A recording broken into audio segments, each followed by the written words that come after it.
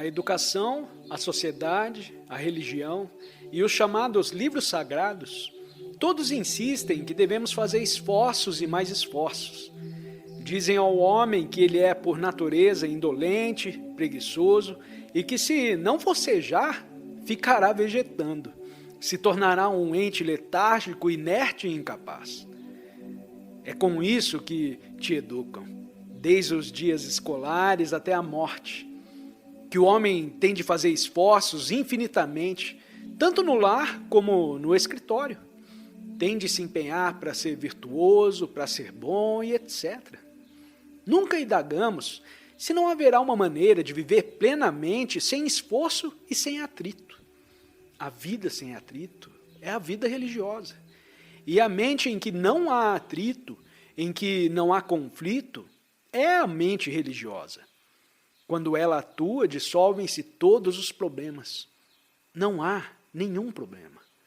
E devemos compreender esse ponto antes de examinarmos a questão do medo. Por que fazemos esforços? Para alcançarmos um certo resultado. É a resposta óbvia. E sem o esforço, pensamos que iremos degenerar. Mas nunca indagamos, antes de fazermos qualquer esforço, por que razão tem a mente de se esforçar? Não é possível aprender sem esforço? Observar e escutar sem esforço? De modo que o próprio ato de escutar seja um ato de aprender? Só há esforço porque estamos em contradição. Se não houvesse contradição, não haveria esforço. O homem que se identificou completamente com uma crença não faz esforço, tal como os indivíduos desequilibrados, os psicopatas que também assim procedem. De tal maneira se identificaram esses indivíduos com uma certa crença, uma certa ideia, um certo conceito, que da parte deles não há esforço algum. São assim porque não percebem nenhuma contradição. E eu peço sua atenção a isso. Devemos compreender desde já que a mente que faz esforço é destrutiva e, portanto, incapaz de aprender. Já estivemos examinando a questão do aprender. Quando é que aprendemos? Não me refiro à acumulação de conhecimentos, que é uma coisa muito diferente. Eu estou perguntando quando aprendemos. Por aprender, entendo em movimento, não acumulador. Um perene fluir, que é aprender, aprender sem jamais acumular. O cérebro eletrônico acumula conhecimentos, possui conhecimentos, mas não pode aprender. E qual o estado da mente que aprende? Como disse antes, a vida é um movimento de relações. E se desse movimento fazemos um mero processo acumulador de conhecimentos, nada podemos aprender dele. Só se aprende quando há movimento. Um movimento constante de investigação, exploração ou compreensão, sem nenhuma atividade de acumulação. Só aprendemos quando a mente está de todo quieta. Só então começamos a aprender. Se, por exemplo, está escutando o que se está dizendo com ideias, opiniões, com conhecimentos anteriormente adquiridos, ou se está comparando o que ouve com o que outro disse, não há aprender. Só pode aprender escutando.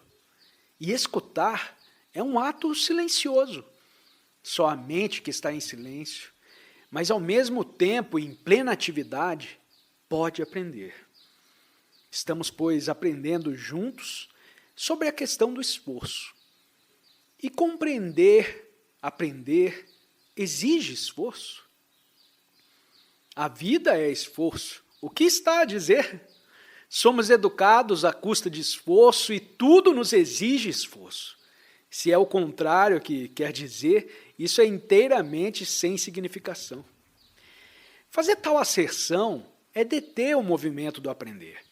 Para aprender, que é compartilhar e comungar, se requer um estado de investigação.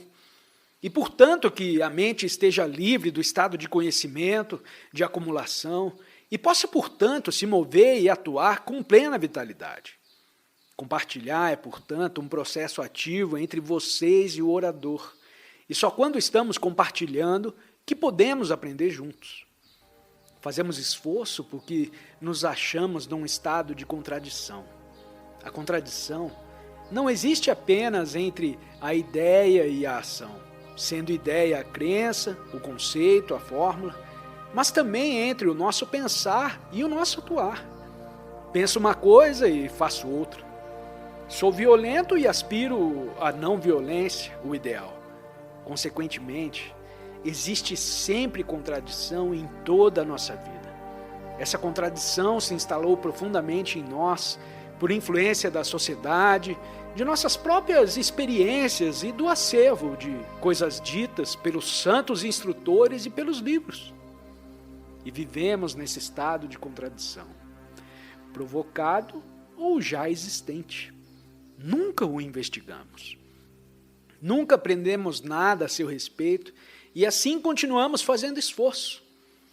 Porque não deseja a contradição que lhe traz aflições, frustração, conflito, confusão.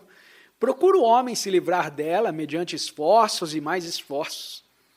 Entretanto, nunca investiga e nunca aprende nada a seu respeito. É possível viver completamente sem esforço, em nível algum? Dizemos que é, mas não aceite isso. Investigue. Trate de descobrir se é verdadeiro, se é possível. Vamos fazer agora, juntos. A opinião e o fato. O que é? Temos opiniões e ideias e o fato.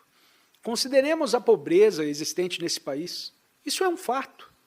Mas a respeito desse fato, temos opiniões. Temos ideias e fórmulas para resolver esse problema. Nossas fórmulas, como socialistas, comunistas, membros do Congresso e etc. Ideias, fórmulas, conceitos e padrões não são fatos, porém opiniões e conhecimento. Com esse conhecimento, queremos resolver o problema da fome, por isso há contradição. Isso é, se você é um socialista ou comunista, ou o que quer que seja, tem um conceito, uma fórmula, possui certos conhecimentos e tem uma certa crença a qual procura ajustar o problema. A fome, a pobreza, as coisas medonhas que estão ocorrendo nesse país. Tais problemas não podem ser resolvidos pelo nacionalismo ou tribalismo. Governo nenhum pode resolvê-los em nível algum, em tempo algum, porquanto se trata de um problema mundial, como o superpovoamento e etc. É um problema universal, e não um problema local atinente a um grupo de indivíduos, ou a algum indivíduo excêntrico, desejoso de fazer algo de notável. Esse problema só pode ser resolvido em seu todo, e não em parte. Temos, pois, imediatamente a contradição, o conceito e o fato. O mesmo acontece conosco, tanto interior como exteriormente. Temos ideias, opiniões, conceitos, fórmulas e o fato, a inveja, o ciúme, a brutalidade e a violência. A ideia e o fato. E imediatamente a contradição. Isso é muito simples. Pode-se olhar o fato sem a ideia?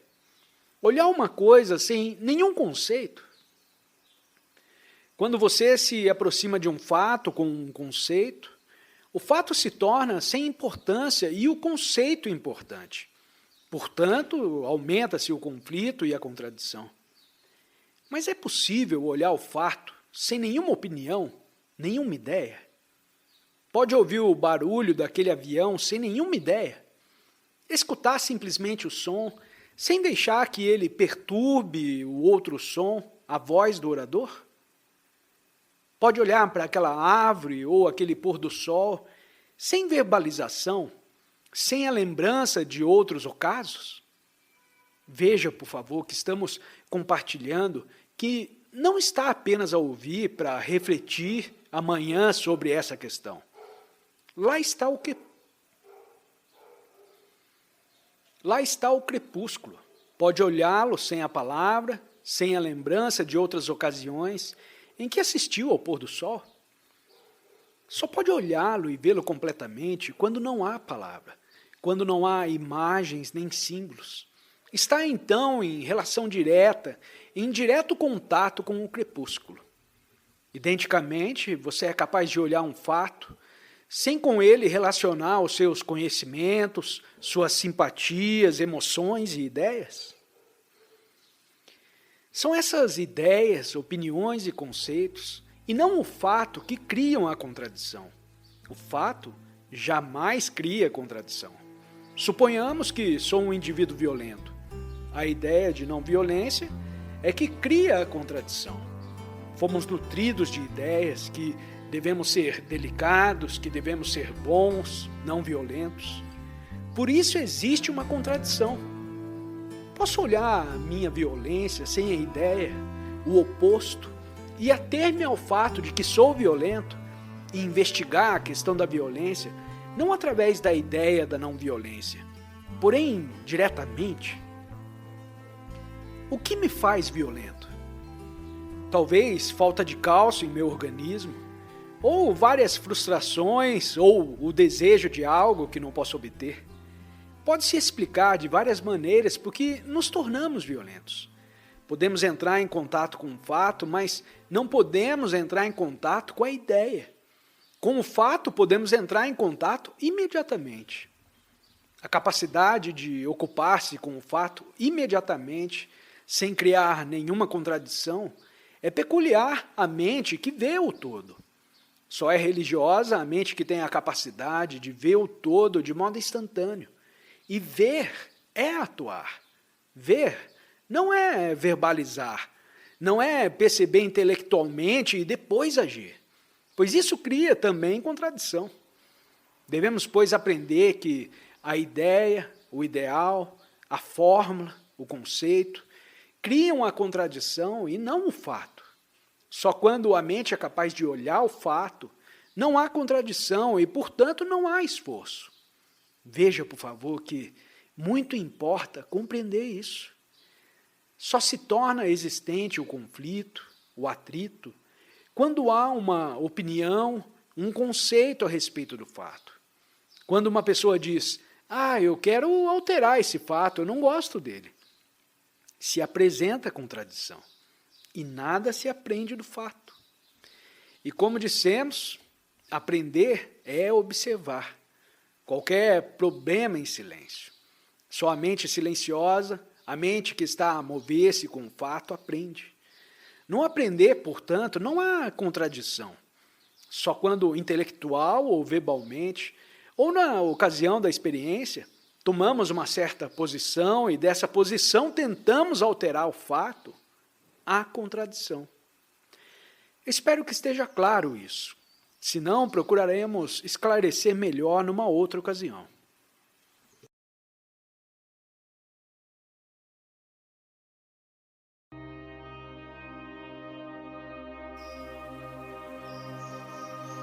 Poderíamos continuar com o que estávamos dizendo outro dia.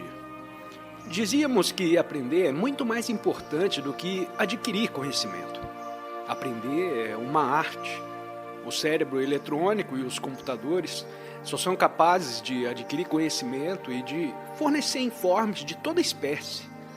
Essas máquinas, por mais engenhosas e por mais bem informadas que sejam, são incapazes de aprender.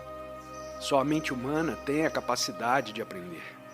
Fazemos uma distinção absoluta entre o ato de aprender e o processo do conhecimento, o ato de adquirir conhecimento. O processo do conhecimento é acumular, por meio da experiência, de várias impressões, do contato com a sociedade, de influências de toda ordem. Essa acumulação deixa um resíduo, o conhecimento. E é com esse conhecimento, com esse fundo que atuamos. De contrário, sem o conhecimento, sem o saber técnico, adquirido através de tantos séculos, não temos possibilidade de atuar. Ignoramos onde viver, o que devemos fazer. Mas o ato de aprender é um movimento constante. O que se aprendeu se tornou conhecimento e constitui a base em que operamos. Esse conhecimento, portanto, atua no presente mediante o passado.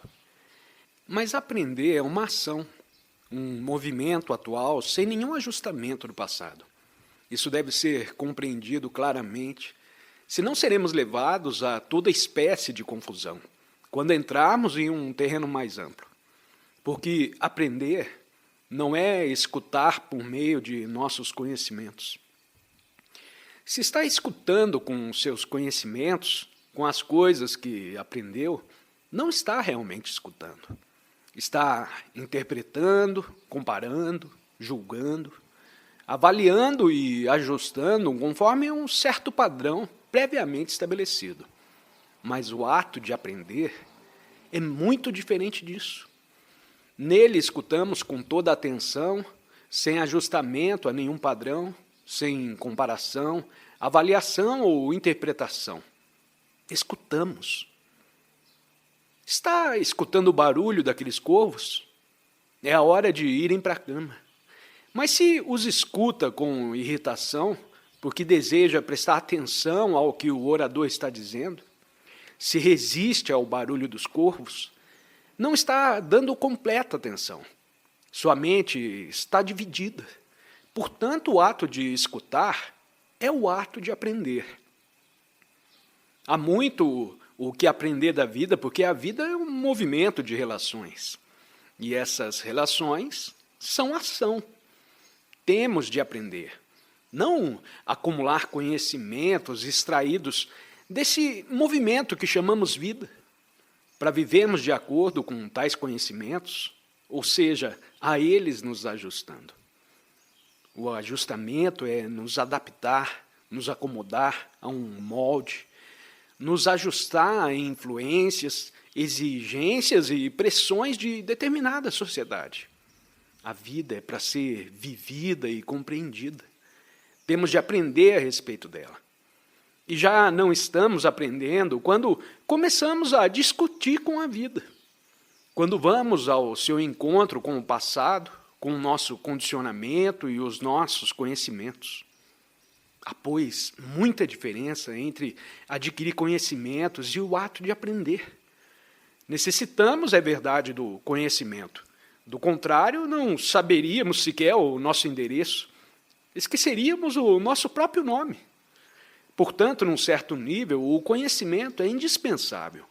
Mas quando fazemos uso do conhecimento para compreender a vida, que é um movimento, uma coisa ativa e fluente, dinâmica e variável, quando não estamos acompanhando esse movimento da vida, estamos vivendo no passado. E nos esforçamos por compreender essa coisa extraordinária que chamamos a vida. Ora, para compreender a vida, é preciso aprender a cada minuto a seu respeito. E nunca nos aproximamos dela com o que já foi aprendido. A vida de quase todos nós em sociedade é de ajustamento, adaptar o nosso pensar, o nosso sentir, os nossos modos de vida a um padrão, a uma dada sanção ou molde estabelecido por uma sociedade civilizada. Sociedade que marcha lentamente e que evolve de acordo com certos padrões. E desde a infância somos amestrados para nos ajustar ao padrão, ao ambiente em que vivemos. Em tal processo, nunca se aprende. Podemos nos revoltar para nos livrarmos desse ajustamento, mas tal revolta nunca traz a liberdade. Só a mente que está aprendendo e jamais acumula. Só essa acompanha o constante fluir da vida. Sociedade é a relação entre os entes humanos, uma ação recíproca entre os indivíduos. A sociedade estabeleceu certos padrões aos quais, desde criança, somos obrigados a nos adaptar, a nos ajustar. Mas com tal ajustamento, nunca seremos livres. Institui ela uma determinada autoridade, certas normas de comportamento, de conduta, de legislação, e nunca ajuda o homem a ser livre. Pelo contrário, a sociedade obriga o homem a se sujeitar a seus padrões, a respeitar, a cultivar as virtudes por ela aprovadas, a acomodar-se a um molde. Não deseja ela que o homem seja livre. Não o educa para a liberdade. Todas as religiões são partes da sociedade, inventadas pelo homem para sua própria garantia psicológica. As religiões, organizadas como estão, se constituem de dogmas e rituais, e nelas impera a autoridade, a divisão. As religiões, portanto, também não querem que o homem seja livre, e isso é perfeitamente óbvio. De Sartre, o problema é estabelecer a ordem necessária na sociedade. A ordem é indispensável, pois sem ela não se pode viver. Ordem significa eficiência, significa cooperação entre todos os cidadãos, em que cada qual diligencia por aprender sua função, sem que esta lhe dê posição. Eis o que é ordem, e não essa coisa criada pela sociedade que chamamos ordem, mas que é apenas uma hierarquia. A função confere ao indivíduo uma situação, lhe confere prestígio, poder, posição.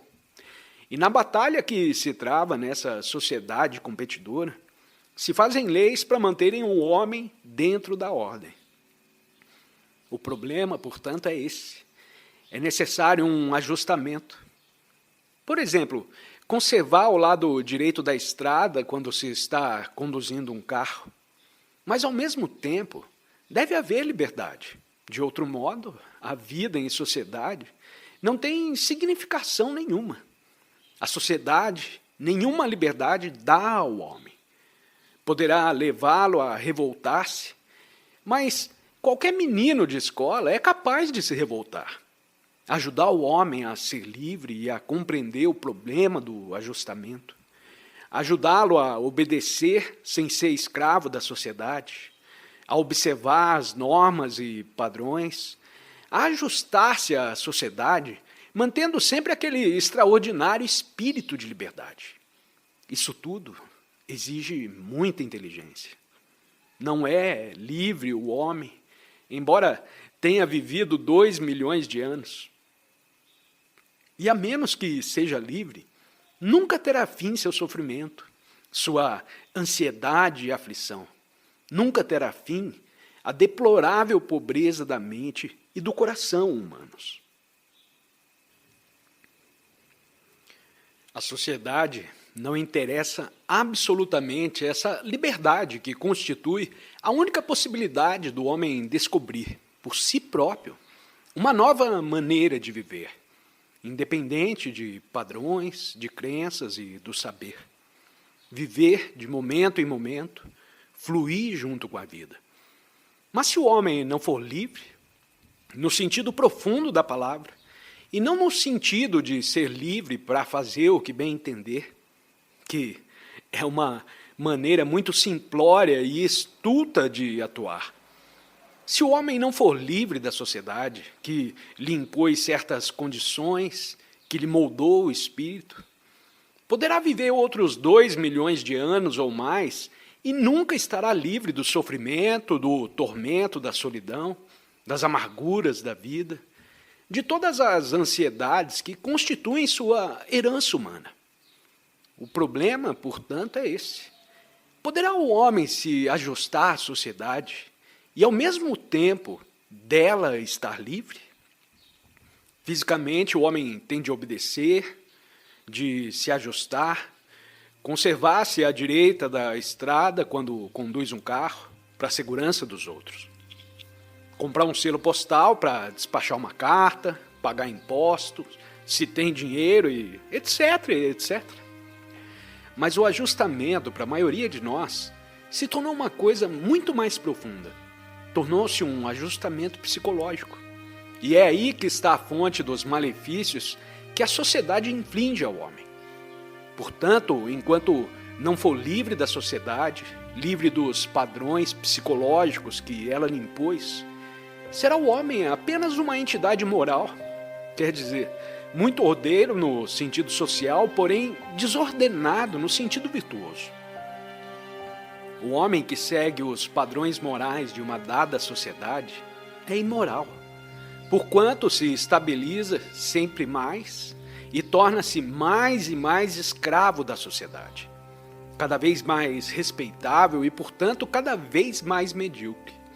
O homem que aprende está vivendo e compreendendo a verdadeira função da sociedade, que é a de estabelecer relações corretas entre um homem e o outro, de ajudar o homem a cooperar, não mediante uma ideia, um padrão, uma autoridade, mas com afeição, amor e inteligência. Está também compreendendo com a requintada sensibilidade da inteligência, pois inteligência é essa sensibilidade requintada que nenhuma relação tem com a experiência e o saber, pois o saber e a experiência embotam a mente. Você pode passar diariamente por uma árvore. Se não tem a capacidade de apreciar a admirável forma de um ramo ou de uma folha, ou a nudez da árvore durante o inverno, se não é capaz de apreciar a beleza do pôr do sol, ou se não está em comunhão total com a sordidez que vê ao redor de você, com o crepúsculo vespertino, com a palmeira espelhada na água, então sua mente está embotada, ainda que seja muito moral, respeitável e obediente aos preceitos sociais. Uma mente nessas condições nunca pode ser livre. Só a mente que, em cada dia e cada minuto, vive e aprende do movimento da vida, do movimento das relações, só ela pode ser livre. A mente deve ser livre, livre de conflitos, livre da contradição existente no homem. Essa autocontradição gera um interminável conflito interior e com os semelhantes. Esse conflito é chamado moral porque ajuda o homem a se sujeitar ao padrão imposto pela sociedade. Portanto, urge compreender o que é ajustamento e o que é desejo. Desejo é apetite não satisfeito. O desejo é isso. Um apetite a que se não soltaram as rédeas. E a sociedade diz que deve conter, reprimir, guiar, controlar ou sublimar o desejo. O lado religioso da sociedade diz: pratique várias formas de disciplina. Se reprima a fim de achar Deus. Seja celibatário, vá para um convento. Cumpra seus deveres, mas controle sempre os seus desejos. Dessa maneira se implanta na psique, no ente humano, essa contradição, essa existência dupla. O desejo que quer se preencher, que está a batalhar, a ferver, a ansiar. E há outro lado, a sanção religiosa e social a te dizer que deve conter, controlar, reprimir e sublimar o desejo. E assim nasce a contradição. E diz também a sociedade que deve se ajustar. Ora, o que é o desejo? E que é que dá continuidade ao desejo? Preste atenção, por favor, ao que vai seguir. Se não o fizer, interpretará mal o que eu quero dizer. Você dirá: o orador está advogando o desejo, nos recomendando ceder aos nossos desejos, aos nossos impulsos e anseios. De qualquer maneira, você vai ceder. Quer escute, quer não escute o que digo. Subrepeticiamente, secretamente, irá satisfazer os seus desejos, malgrado a sua sociedade e, portanto, aumentar a sua contradição, aumentar a sua frustração. Vamos investigar, pois, essa questão do desejo para aprender. Desejo significa um impulso para preencher apetites de várias naturezas que exigem ação. O desejo sexual, ou o desejo de ser um grande homem, o desejo de possuir um carro ou uma casa, O que é o desejo? Essa é uma pergunta que dificilmente poderemos responder. Desejo não significa desejo de alguma coisa. Não estamos falando sobre o desejo de alguma coisa, porém o desejo em si. Como nasce e o que lhe dá continuidade? Compreende? Não estamos falando sobre o preenchimento do desejo, mas as várias formas que ele assume. Estamos falando sobre a natureza, o significado do desejo em si, o que lhe dá continuidade, o que o mantém constantemente ativo. Preencho um certo desejo e passo desse preenchimento para outro preenchimento, outra exigência e outro apetite, e assim infinitamente. Senhores, me permite te pedir que não tome nota, pois você não está numa escola. Está escutando com o fim de descobrir por você mesmo, sem sair daqui. Descobrir significa se abrir a você mesmo, para verificar o que é o seu desejo. Como nasce, sua natureza, seu significado e o que lhe dá continuidade. Mas não é possível escutar e tomar notas ao mesmo tempo. Escutar é toda a atenção. Se ama alguma coisa, escuta. Se ama sua esposa, seu filho, você escuta. Mas provavelmente não os ama e, portanto, não sabe o que é escutar. Se ama alguém, se ama a árvore, o pássaro, se ama intensamente, está pronto a escutar todos os sussurros, escutar o vento, escutar cada movimento da folha e o esvoaçar da folha. Se ama o seu filho, está pronto a observar todas as suas disposições de espírito, seu temperamento, suas insubordinações, suas brincadeiras, sua alegria, sua curiosidade e inteligência. Portanto, aprender é amar. Não amanhã, não depois de tomar notas e voltar para casa para estudar suas notas. O amor está sempre no presente e não é uma lembrança. Não é a fotografia que tem no quarto e a que ocasionalmente dá uma olhada. Isso não é amor. É a lembrança morta de coisas que se foram. Só pode escutar ilimitadamente. E para escutar ilimitadamente, é necessário haver aquela afeição, aquela chama que destrói o passado.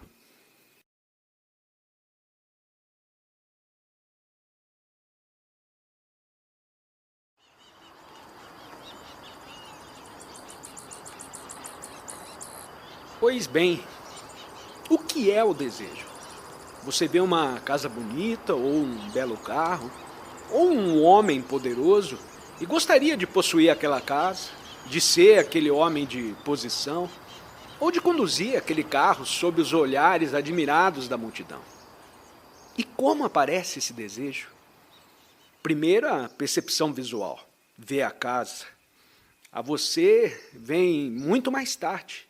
A visão da casa, ou seja, a atração visual, a atração de uma linha, a beleza de um carro, da cor, e por fim o desejo. Me acompanhe, por favor. Você é que está trabalhando e não eu. Eu apenas falo e explico. Você, porém, é que trabalha. Estamos participando juntos nessa coisa. Não escute meramente o que diz o orador, portanto, está a observar o movimento do seu próprio pensamento na forma de desejo. Não há separação entre o pensamento e o ver. Constitui um só movimento. Entre o pensamento e o desejo, não existe também separação, como veremos mais adiante. Há, pois, o ver, o perceber, que cria a sensação e em seguida vem o contato. Depois o desejo de possuir, que dá continuidade àquela sensação. Isso é muito simples. Veja uma bela mulher ou um belo homem, e há então o prazer de ver, e todo prazer exige continuidade. Portanto, penso nesse prazer. E quanto mais penso nele, tanto mais favoreço a sua continuidade. E uma vez estabelecida a continuidade, entra em cena o eu. Quero, não quero. É isso que todos nós fazemos, o dia inteiro, acordados ou dormindo. Estamos vendo, pois, como nasce o desejo. Percepção, contato, sensação. Depois se dá continuidade à sensação, e essa continuidade da sensação é o desejo. Não há nada de misterioso acerca do desejo. Mas o desejo se torna muito complicado quando se apresenta uma contradição. Não no próprio desejo, porém no objeto por meio do qual ele busca preenchimento. Não é? Desejo ser um homem bem rico, isto é, meu desejo diz que devo ser muito rico, pois vejo tanta gente com propriedades, carros e etc. O desejo diz que devo ter posses para me preencher, mas há também uma parte de mim mesmo, condicionada pela sociedade que diz, para achar Deus, para viver nobremente, para ser sannyasi, deve abandonar o desejo. Apresenta-se assim a contradição.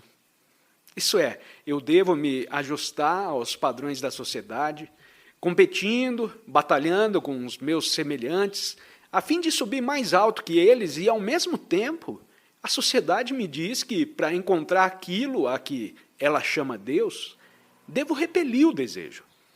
Por um lado, ela me diz que devo ser um sannyasi venerável, é claro, e por outro lado, que devo ser também um cidadão respeitado.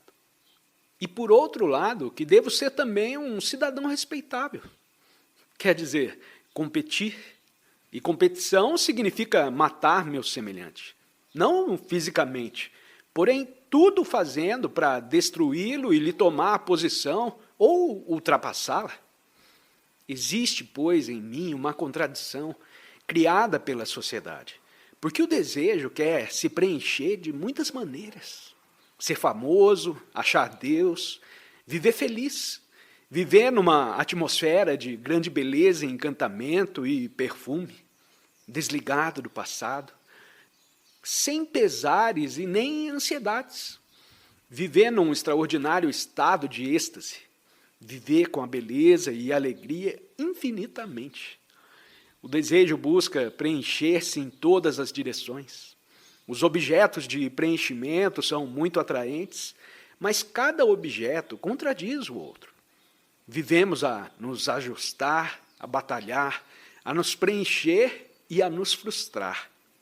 Assim é a nossa vida.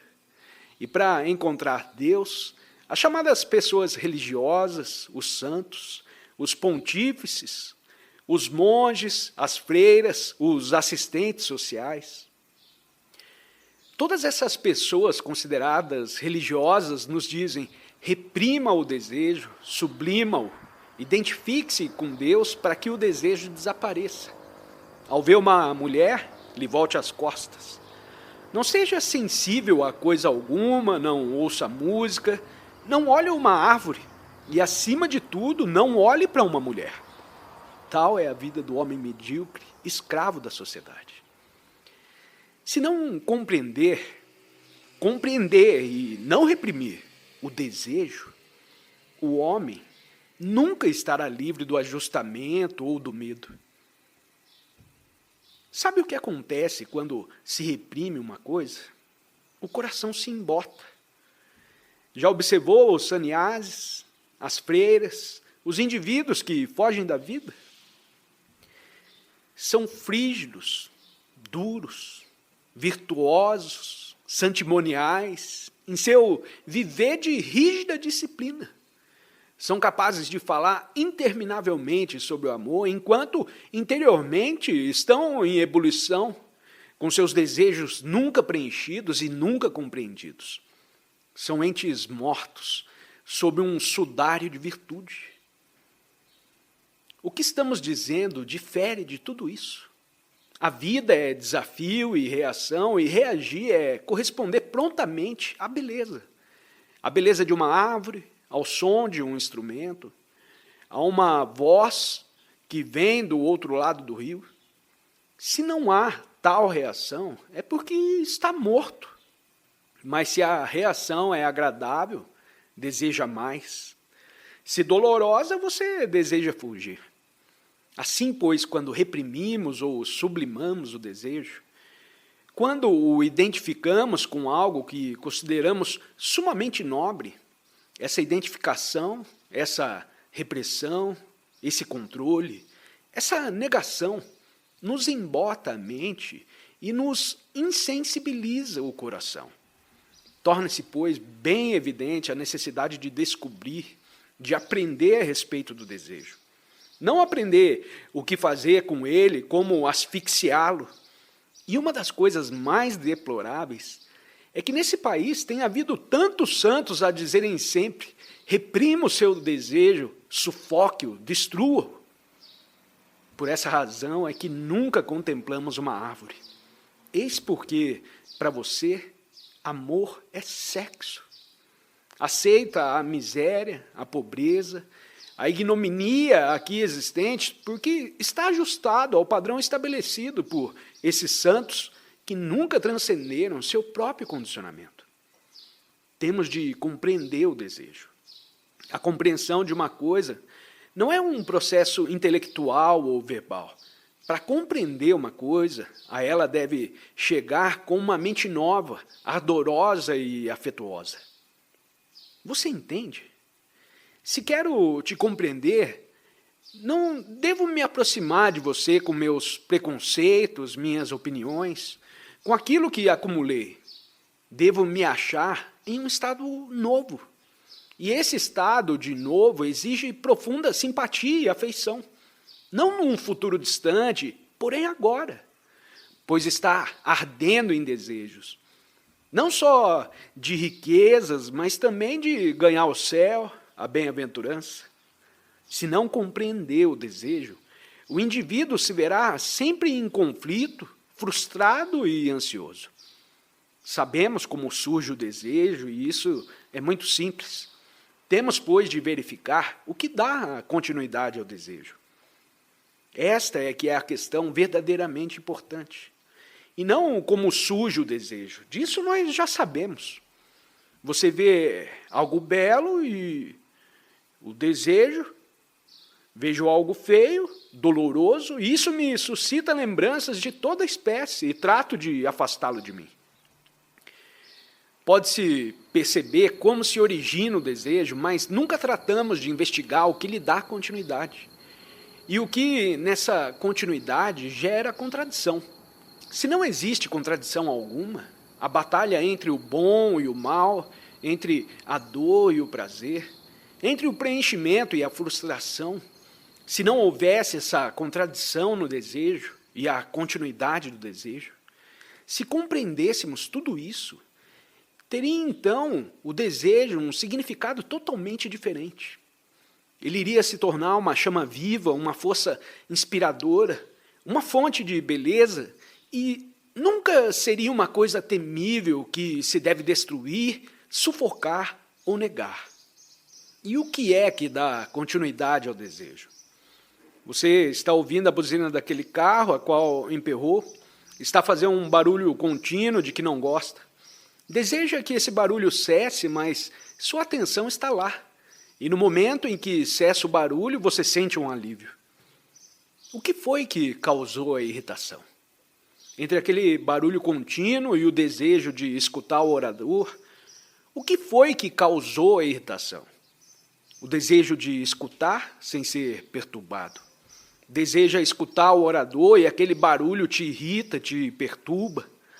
É doloroso e não o deseja, não gosta dele.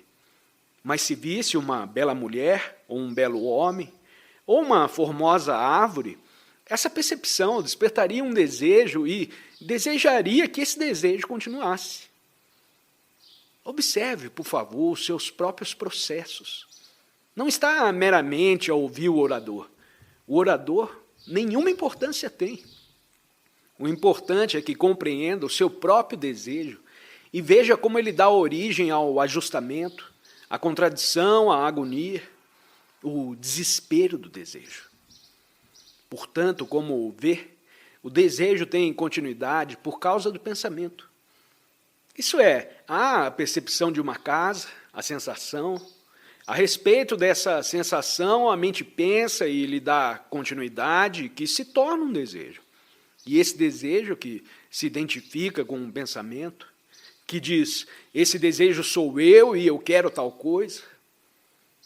Tenha a bondade de me acompanhar, passo por passo. Isso é muito simples e claro. É o pensamento que dá continuidade ao desejo. E se compreender todo o mecanismo do pensar, tratamos de reprimir o desejo. Não importa quem tenha recomendado isso. Fazemos uma coisa muito infantil. Temos de examinar a questão do pensamento, do processo do tempo como duração e existência do desejo. Porque é o desejo que compõe um padrão como memória ao qual nos ajustamos. Portanto, ajustamento, desejo, pensamento e tempo estão relacionados entre si. Se não se compreende um deles, não se pode compreender os demais. Foi por essa razão que iniciei a palestra falando sobre o ajustamento e como estamos perenemente a nos ajustar. Não só porque temos muito medo de estabelecer a desordem em nós mesmos, mas também por causa da sociedade que fez da desordem uma coisa desrespeitável. Há, pois, o ajustamento e há o desejo que diz, tenho de me ajustar. A esse desejo, o tempo da continuidade, que é pensamento, e assim se vê que essas coisas estão relacionadas entre si. Se não as compreender, não terá possibilidade de ir muito longe. Mas temos que ir bem mais longe. Porque a vida é um movimento e para poder acompanhar esse movimento precisa de energia. Energia que não conhece ajustamento. Energia que não produz conflito. Energia que não é produto do pensamento com todas as suas resistências e contradições. Energia que não é escrava do tempo que é gradualidade. Obterei isso.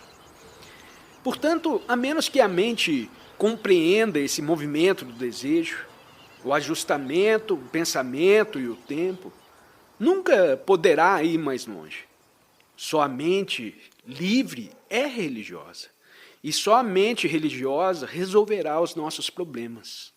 E não os políticos, nem os líderes, nem os ditadores, nem nenhum plano político ou econômico. Só a mente religiosa que compreendeu todo esse processo e, portanto, o conflito é capaz de liberar aquela energia que é imaculada. E só essa energia pode alcançar o Altíssimo.